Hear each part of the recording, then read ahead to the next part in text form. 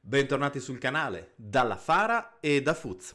Oggi parliamo del rapporto fra Longobardi e Sassoni, per un video su richiesta, e di un piccolo annuncio alla fine.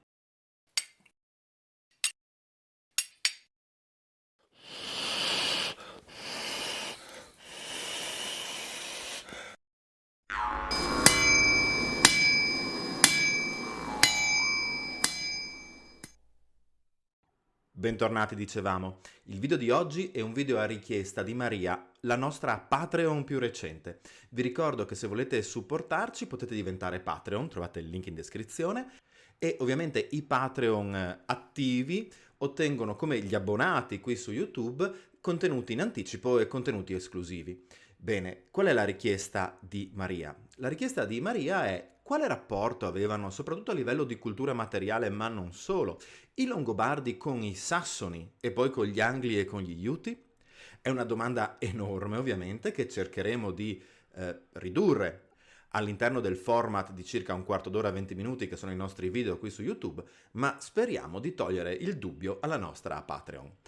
Restate fino in fondo al video, c'è un piccolo annuncio soprattutto per chi pensa di essere nel nord-est intorno al 25 di maggio, e vi ricordo che se non volete essere Patreon, se non potete abbonarvi, iscrivervi al canale, cliccare la campanellina ci aiuta tantissimo.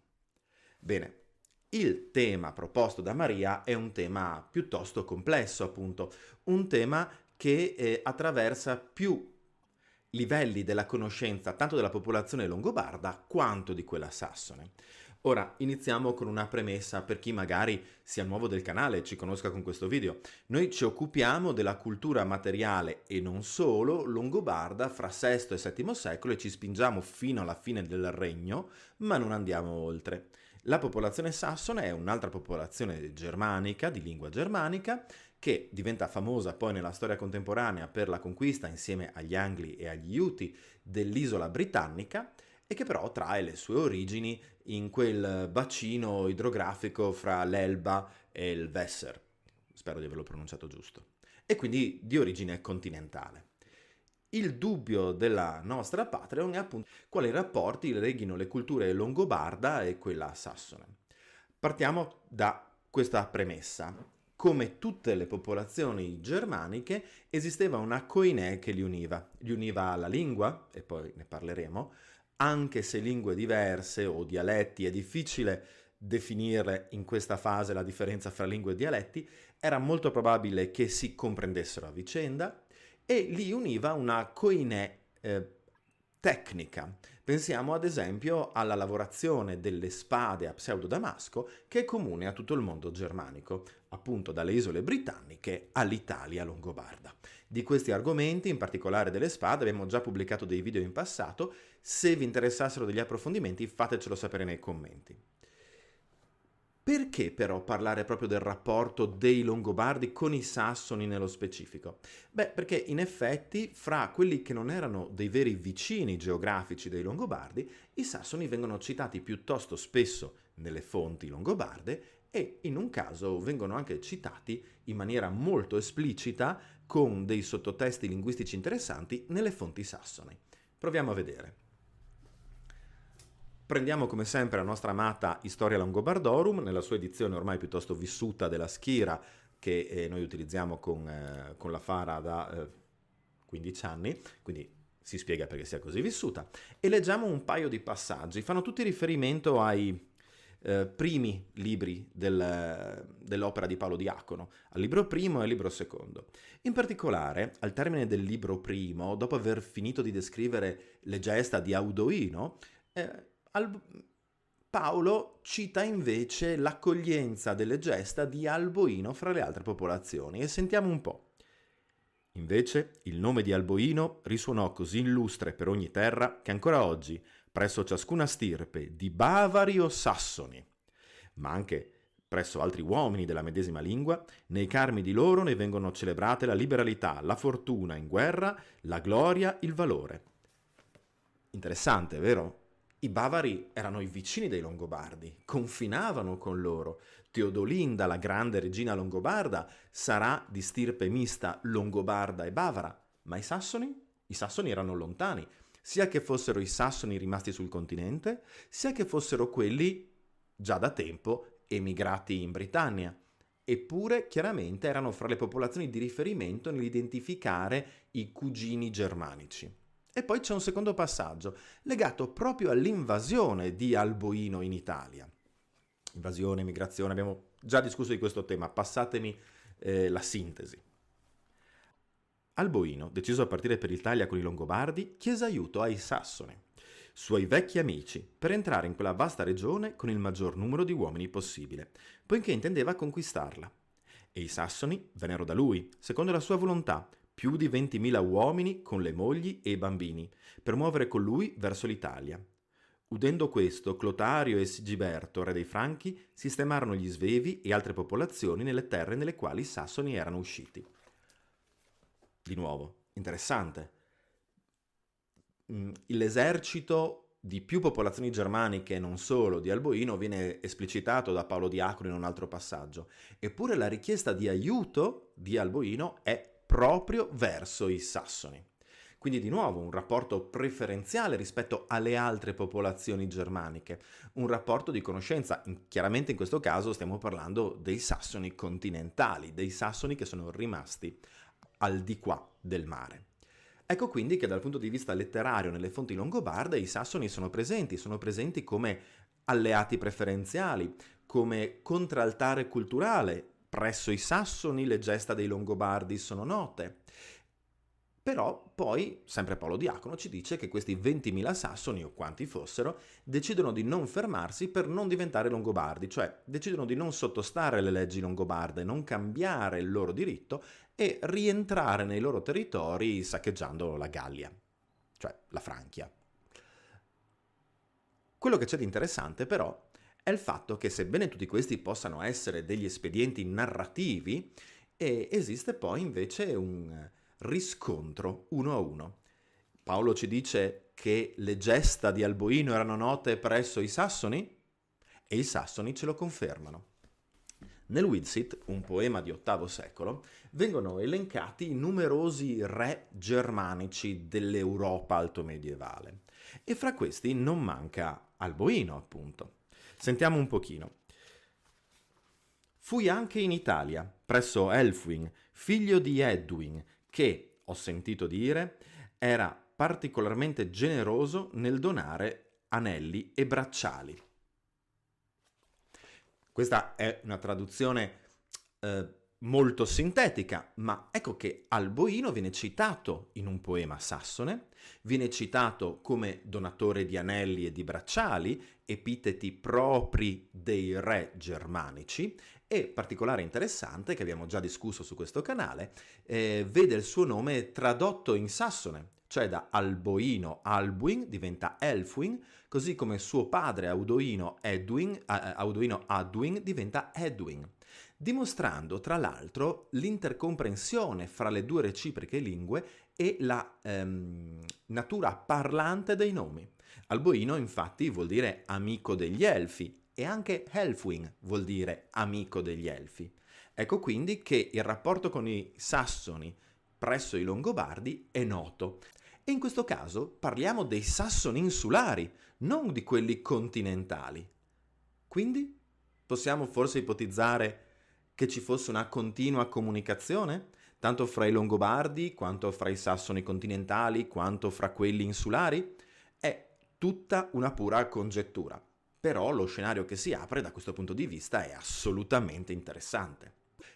Maria ci chiedeva in particolare della cultura materiale e dei punti di contatto fra quella longobarda e quella sassone. Abbiamo recentemente trattato di questo testo, il Wodan di Stephen Pollington, dove viene citato esplicitamente come esempio di continuità nel culto di Wodan l'attributo dei rapaci presente tanto nell'iconografia longobarda quanto in quella sassone.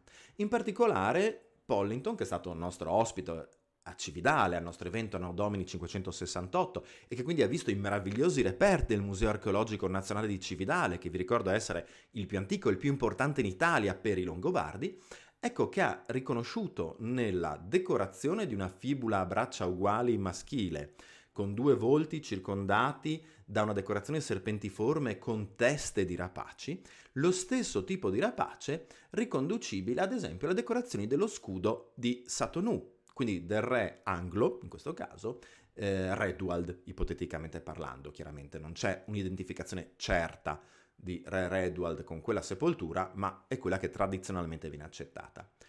Pollington, tra l'altro, non è il primo a riconoscere in quella fibula il volto di Wodan Godan, l'aveva già detto Lauma da Silva, e quindi ecco una caratteristica di continuità nella cultura materiale. Accanto a questa poi abbiamo tutti quegli aspetti che sono propri del mondo germanico, e quindi ad esempio la presenza delle Grubenhaus, o delle capanne seminterrate, o delle Pithaus, in base a quale lingua e a quale contesto culturale vogliamo utilizzare per definirle. Nel mondo degli studi tedeschi, le capanne seminterrate vengono definite appunto Grubenhaus, termine utilizzato negli studi più recenti italiani e tradotto con capanne seminterrate. Nel mondo anglofono vengono definite Pithaus e in tutti questi 3 casi si caratterizzano per essere strutture in materiale deperibile, quindi legno, paglia, argilla, con un piano di calpestio interno inferiore al piano di calpestio esterno. La caratteristica per quanto riguarda il mondo longobardo è quello di essere presenti solo durante il periodo longobardo, non ci sono prima e non ci sono dopo, vengono spesso addirittura riconosciute come un identificatore etnico. Però dobbiamo dire che le Pithaus sassoni vengono solitamente interpretate come per il mondo merovingio in quanto luoghi di lavoro, opifici o magazzini, mentre solo per il mondo longobardo le troviamo identificate come luoghi di vita, abitazioni, in questo caso più vicine alle omonime capanne seminterrate del mondo slavo. Vedete come l'Alto Medioevo sia un momento meraviglioso di commistioni, di scambi e di confronti. Rimangono poi, ancora una volta, a unire queste popolazioni germaniche gli status symbol. Riprendiamo ad esempio la tomba di Satu, la tomba di re Redwald a Satu, la più ricca, la più nota, il ritrovamento probabilmente più importante dal punto di vista archeologico della storia delle isole britanniche, per quanto riguarda l'Alto Medioevo ma non solo, e all'interno di quella tomba, fra i 1000 ritrovamenti particolarmente sassoni, pensiamo alla lira di Satu, pensiamo ai corni potori, pensiamo al meraviglioso elmo decorato a Presbleck, chiaramente di matrice scandinava. Ecco che in mezzo a tutto questo e in mezzo ad altre decorazioni esotiche di origini bizantine troviamo un bacile copto, cioè un bacile in bronzo di realizzazione medio orientale che troviamo però contemporaneamente anche nelle tombe longobarde di Cividale del Friuli, ad esempio, e non solo, anche degli altri siti italiani, a dimostrare quindi che gli status symbol erano comuni in queste elite germaniche, tanto nell'Italia longobarda quanto nell'Inghilterra sassone. I sassoni continentali sono poi una fonte interessantissima di materiale ricostruibile per noi ricostruttori, perché il territorio e il terreno ha conservato piuttosto bene ad esempio materiali lignei che qui da noi nell'Italia longobarda non si sono conservati per nulla, tavolini, sedie, letti, che però vengono lavorati con una struttura al tornio che è molto simile alle iconografie che vediamo ad esempio nell'altare di Ratkis di Cividale nel trono della Vergine Maria, e quindi di nuovo mostrando una continuità stilistica e artistica.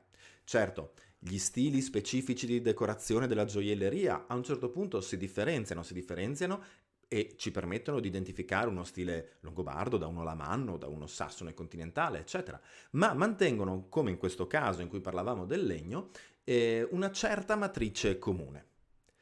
Infine, dobbiamo dire che la storia dei sassoni, tanto quelli migrati in Britannia, tanto quelli continentali, è ovviamente differente da quella dei Longobardi in Italia, e quindi le influenze che queste 3 popolazioni, se vogliamo vederla in questo modo, toccano, modifica il modo in cui poi la loro evoluzione si porterà avanti. Ma sembra comunque che attraverso le indagini, i dati, i riferimenti letterari e altro si possa riconoscere una comunità di tecniche, di valori, di contenuti culturali narrativi che contraddistingueva tanto i Longobardi quanto i Sassoni. Questo non vuol dire che da questa coinè fossero escluse le altre popolazioni germaniche, ben inteso, però la domanda che ci è stata rivolta riguarda il rapporto fra Longobardi e Sassoni e come ad esempio abbiamo letto nell'Historia Longobardorum, accanto a Longobardi e Sassoni sulle gesta di Alboino si citano solo i Bavari.